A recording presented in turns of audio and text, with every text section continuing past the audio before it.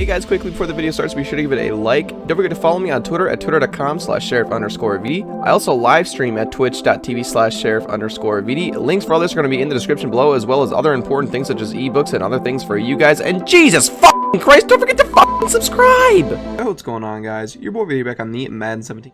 Today, I got a nice little play for you guys out of the Gun Bunch week. Now, I'm going to be running this in the Carolina Panthers offensive playbook, and I think this might be the only playbook this is in. Carolina Panthers offensive playbook, Gun Bunch week. What we're going to be looking at is Panther Bunch. This play might be in another playbook, but it's probably going to be called something different, like maybe like Trio Outs or something. I don't know. It might be in some sort of other different playbook, but it might be called something different. But Panther Bunch is what it is in this playbook. So, Gun Bunch week, Carolina Panthers offensive playbook. Panther Bunch. The first thing I really want to do is just get you guys comfortable with the play. All it really is 2 out routes and then a post route. So you guys can see B's in an out route, RB's in an out route, A is in a post route, and then usually with my X receiver, I'll just put him in a slant. Optionally, you can block your running back, but I'll usually just leave him on the check and release because I don't really care. When you snap the ball, your first read is B, then it's RB, then it's A, then it's X. Let's go ahead and snap the ball. We can see that the flats are open, so that's going to be our first read to B. So the biggest issue with this in practice mode, I'm going to let you guys know right away, is a lot of the times the B receiver is going to be open. So I'm going to have to try and make some late progressive reads. Like, I don't really know how to explain it, but a lot of the times we're going to leave that B receiver open. You guys can see he's open again here. A lot of the times the computer doesn't really adjust to the flats in practice mode. So the flats are probably going to be open just about every play. But I'm not going to make that read every play. You guys can see 3 times in a row I'm easily able to make that read. But I'm not going to do that every time. So you might see times where it's open and I don't pass it to it. And that's just because I'm trying to show you guys that there are other reads that you can make and the computer just plain doesn't adjust. You snap the ball and sometimes your RB is going to get open, and a lot of the times you have to end up hitting him right there, right as soon as he breaks. So you're going to need a nice receiving tight end there. Sometimes you're able to hit him a little bit later on, but a lot of the times it's a quick read just like that. Basically a curl route almost is what I would say it is.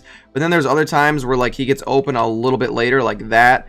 And I know it looks a little bit sketchy that there's a guy standing there, but the way that he cuts very, very quick, and he doesn't go downfield at all. So you can see he really does a good job at cutting and then staying completely straight rather than going forward. So he stays underneath the zones, and then number 17 pulls them back. So it's a nice little complementary sort of route right here. You can see he pulls deep, and he's going to pull a lot of the zone defenders back. And even in man coverage, a lot of the times that out route is going to beat man coverage. So that's what's great about this post route over the top, is it pulls the zones back and leaves him open underneath.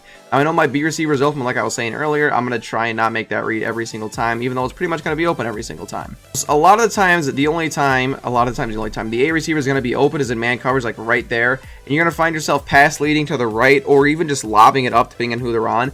But what's really nice about the play is it's man coverage, or against man coverage, that's your slot receiver.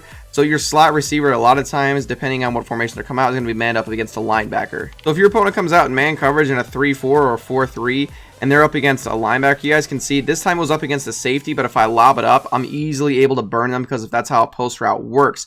So that's also kind of nice. Right here, I pass lead up as soon as he breaks because I know that that's where the break in the zone is. It actually wasn't a pass lead. What I meant to say, it was a precision pass. So I actually hold LB on the Xbox, or L1 if you're on the PlayStation side of things, and you can see there's a huge break in the zones. I don't want to lead him into anything, so I just pass lead up, make him go up and get it.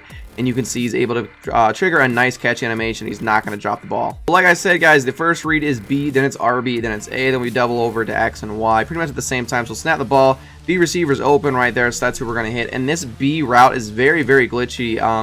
It's kind of hard to explain, but it's really, really hard to adapt to. Right there, we're able to sneak a pass into our RB receiver. And like I said, that's what it's going to look like a lot. I'm going to try and get my A receiver a little bit involved here. Man coverage, just going to lob it up.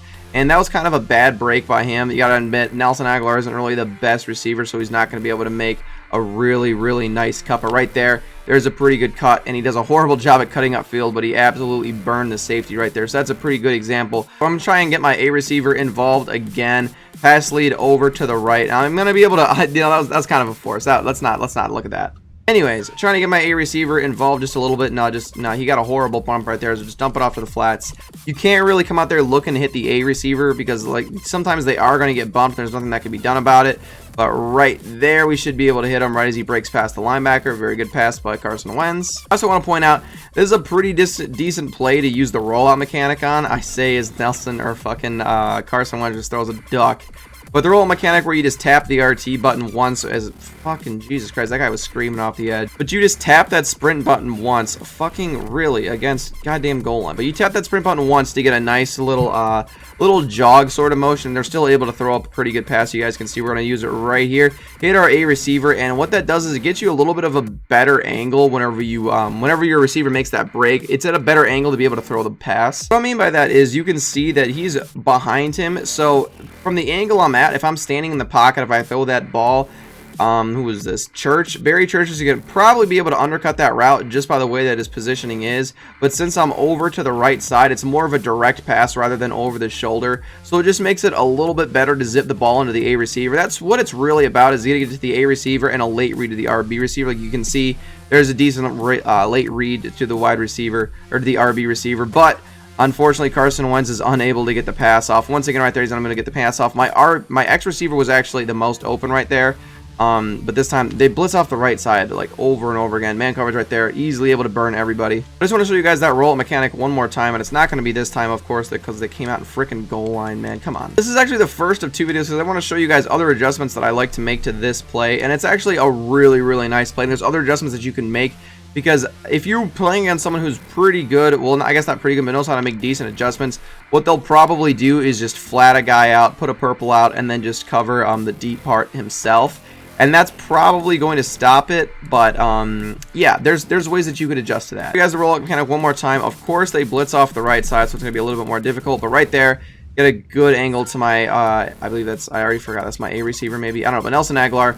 Good angle whenever you roll out, do that rollout mechanic. That's honestly what I like the most about this play, is whenever you do that rollout, how glitchy it is to hit that A receiver over there. That's pretty much all I have for this video. Well, basically what this video is, I'm trying to get you guys used to this play, because there's going to be a bunch of adjustments I'm going to show you guys in tomorrow's video, and you guys can pretty much just run it however you want, but I freaking love this play. But we're going to go over more of it tomorrow. But hopefully you guys enjoyed this video. If you guys did, definitely give a like, comment, subscribe. Follow me on Twitter. It's going to be down in the description below. And as always, guys,